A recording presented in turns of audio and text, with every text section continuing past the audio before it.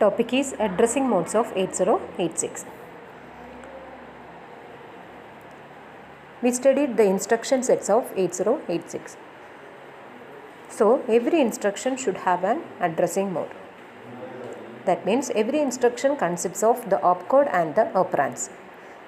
Opcode specifies the operation that we have to perform. Operands are actually the data. Addressing mode specifies actually the data. That means the way in which operands are specified are called as addressing modes. Listen, the definition is the way in which operands are specified are called as addressing modes. Sometimes the operands are in registers. Sometimes we are giving the data directly within the instruction. Sometimes we are specifying the address of the address of the data within the instruction. Another way, we are using the concept of pointers. That means the address of the operand is stored in another memory location. Instead of directly giving the address of the operand directly within the instruction, we are using an indirect mechanism. That means the concept of pointers. The address of the operand stored in another address, and that address is given in the instruction. So there are different ways the operands can be specified. So the way in which operands are specified are called as addressing modes. Okay. So according to that way the operands are specified, we are classifying the addressing modes as follows. 1. Immediate addressing mode. In this type of addressing, the data is given within the instruction. That is, for example, move AX, 0005H. Here the data 0505H is copied into AX. And the data, an 8-bit data 06H is copied into BL register. Anyway, the data is specified within the instruction. We know in the instruction set itself we know that only one operand can be the data, another should be a register. It's not possible to give both the operands are data. That's not supported by 8086. So we have to pass only one operand as data. So anyway, if I am specifying the data within the instruction, then that addressing mode is called as immediate addressing mode. Okay. So immediate addressing mode meaning is that we are specifying the data within the instruction. So you can recognize immediate addressing mode by seeing a data within the instruction. If there is a data within the instruction, you can understand that it is an immediate addressing mode. Next is direct addressing mode. Here we are copying the data within the memory location 5000H, and instead of directly specifying the data, the address of the data is given in the instruction. For example, so direct addressing mode meaning is that the address of the operand is specified within the instruction. The address of the operand is specified within the instruction. Okay. For example, move AX, 5000H. Here I am specifying a square bracket meaning is that the content of 5000H is copied into AX register. So here we are not directly specifying the data, the address of the operand. So the content of 5000H will be copied into AX register. That addressing mode is called as direct addressing mode. Next example, in 80H, we know in and out instruction communicates accumulator and port address. Here in instruction specifies the input port address. Here the communication takes place between the input port address 80H, that is the address of the any input device. So the value that is to be taken from the input device which has the port address 80H to be copied into accumulator. So direct addressing mode meaning is that the address of the operand is given in the instruction. Third one, register addressing mode. Here all the operands are within the registers and the name of the register is given in the instruction. What is register addressing mode meaning is that all the operands are within the registers and the name of the register is given in the instruction, then that addressing mode is called as register addressing mode. Here the instruction contains only the registers. Okay. So next is register indirect addressing mode. Here I am using an indirect mechanism, that is, instead of directly giving the address of the operand within the instruction, we are using the concept pointers. That means here bx will represent anyway within an instruction. If you are seeing a square bracket, that meaning is that represents a memory location. Here bx represents a memory location. Instead of directly giving the address of the operand, say example, in the case of direct addressing mode, we know 5000H is the address of the operand. Here the 5000H is copied into bx. So rather than giving 5000H within the instruction, I am copying the 5000H, the value 5000H into bx register and the content of bx register. That means here bx represents the location 5000H and it will take the value of bx, that is 5000, and will take the content from that 5000. That is called as register indirect. That is, instead of directly specifying the address of the operand, I am using an indirect mechanism. That address is copied into bx register and bx register is given in the instruction. If I am not specifying the square bracket here, then that will represent the register addressing mode. So if I am giving move ax comma bx without using the square bracket, that represents the register addressing mode. If I am giving a square bracket, then that represents a memory location, that is called as register indirect addressing mode. Next is indexed addressing mode. You know how to find the physical address is segment address into 10HA plus offset value. Here offset value is called as effective address. There are different ways we can calculate the effective address. If I am specifying the effective address within the index register, say example SI or DI, then that addressing mode is called as indexed addressing mode. In the case of indexed addressing mode, the effective address of the operand, we will calculate the physical address by adding the segment address plus offset value. That means segment address plus effective address. We know segment address will be obtained from the data segment register. So we have to add the effective address with that segment address. Then only we will get the physical address. Okay. Here the effective address are to be copied into any one of the index registers like SI or DI. Then we will calculate the physical address as ds into 10HA plus SI or DI. Okay, so we can say that if the address of the operand is obtained by adding the segment address plus index register, then that addressing mode is called as indexed addressing mode. In the case of indexed addressing mode, the effective address should be there in index registers. Next is register relative. Here relative indicates a displacement value, either it is an 8-bit or 16-bit. Anyway, we will calculate the physical address by using the equation 10H into DSA plus 50 plus BX. Here we can see this example, move AX, 50H of BX. Here the effective address is given by adding the 50H plus BX and then add it with the segment address.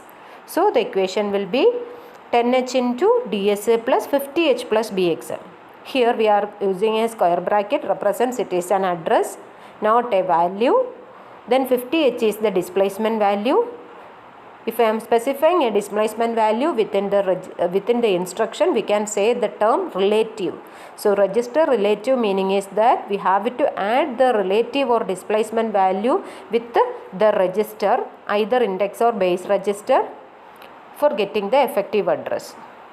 Next is based index. Meaning is that the effective address is obtained by adding the segment address plus BX plus SI. The calculation is shown in the equation 10H into DSA plus BX plus SI. Here also we are specifying the square bracket, meaning is that it represents a memory location rather than data. Next is relative based indexed.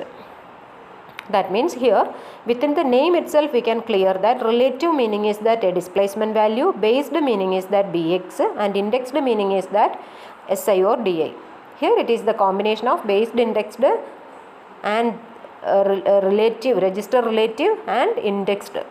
Okay, so here we will get the effective address by using the equation 50h plus bx plus si plus segment register.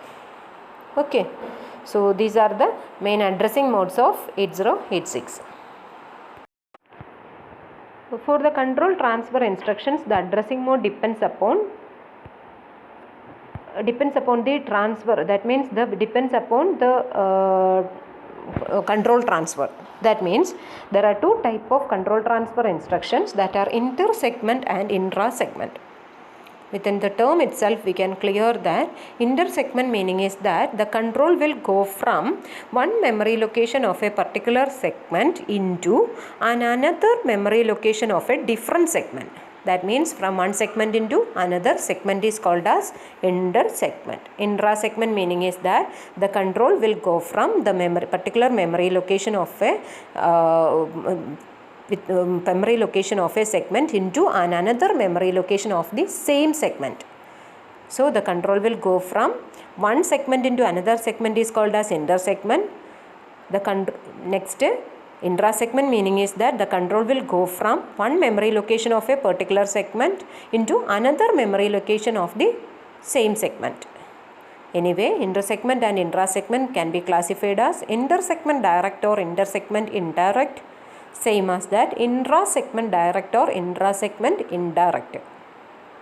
Okay, so you know control transfer instructions meaning is that instead of executing the instruction sequentially, sometimes the processor has to go into another memory location rather than sequential execution. So anyway, you know, 8086 supports the segmentation. So sometimes the control has to go from one memory location into another memory location of the same segment, or maybe within another segment.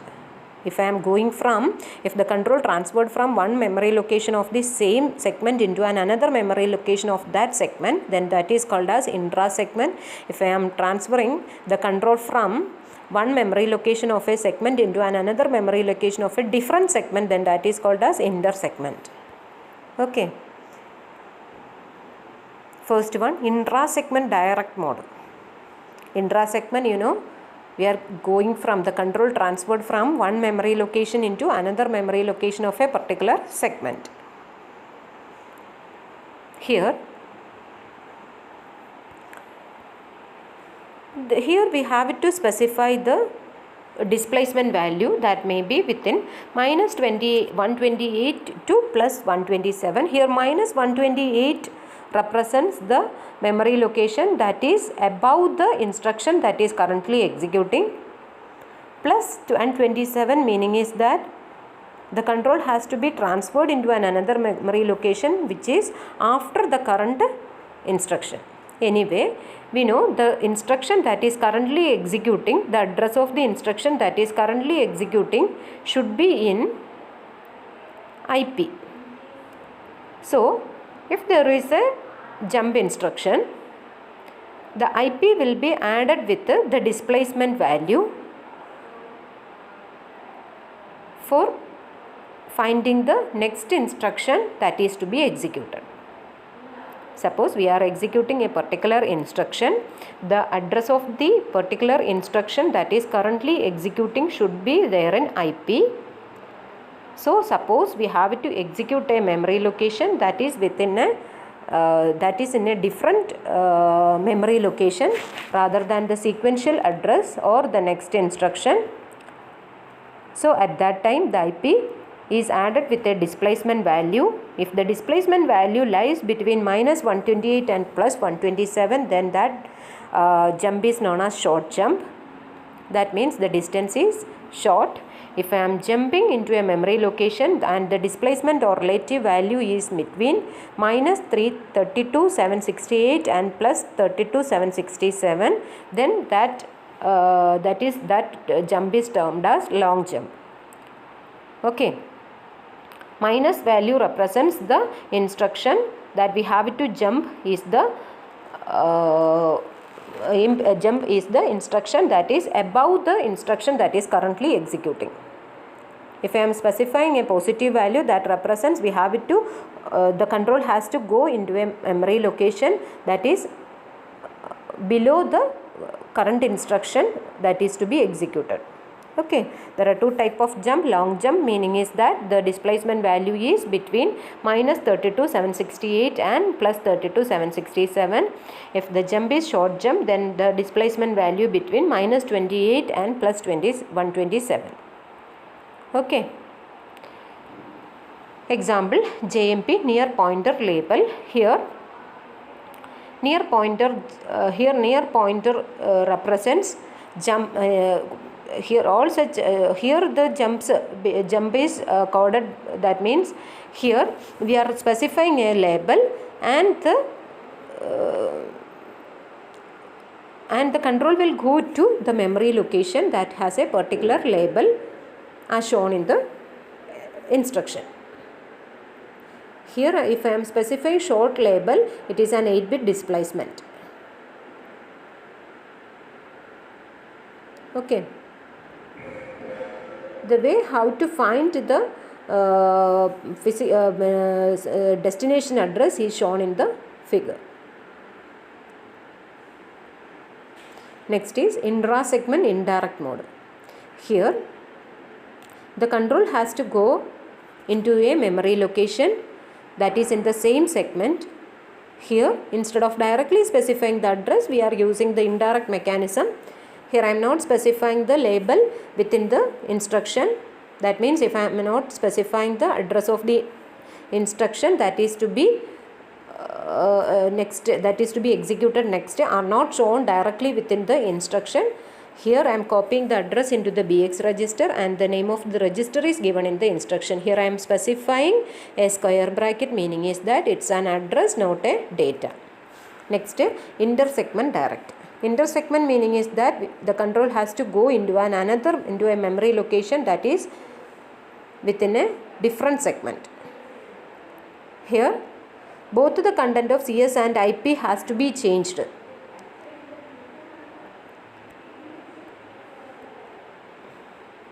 Because we have to transfer the control from one segment into another segment. The segment address should be different for a different segment. So in the case of intra-segment, we have to change only the content of IP. In the case of inter-segment, we have to change both the content of CS and IP. Inter-segment is nothing but here we are not directly specifying the address. Here the address of the operand is specified in another location or within a register and the name of the register is given in the instruction. That is inter-segment indirect. Okay, that is all about addressing modes of 8086. Here we are showing how to find the effective address. That we already discussed. There should be one question from this portion. That means you have to find the effective address of a particular instruction. Okay.